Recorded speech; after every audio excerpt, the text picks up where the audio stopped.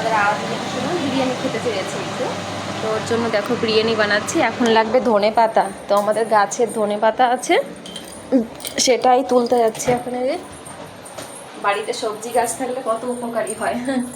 এখন এই ইমার্জেন্সির জন্য কিছুটা ধনে পাতা লাগবে।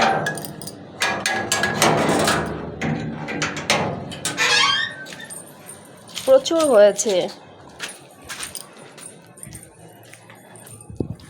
এই দেখো এই যে কত ধনে পাতা হয়েছে। তো এখান থেকে কিছুটা তুলে নিয়ে যাবো, এই যে পাতাগুলো।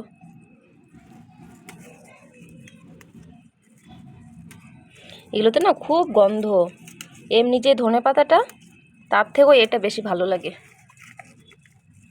আমার তো দারুণ লাগে এটা খেতে।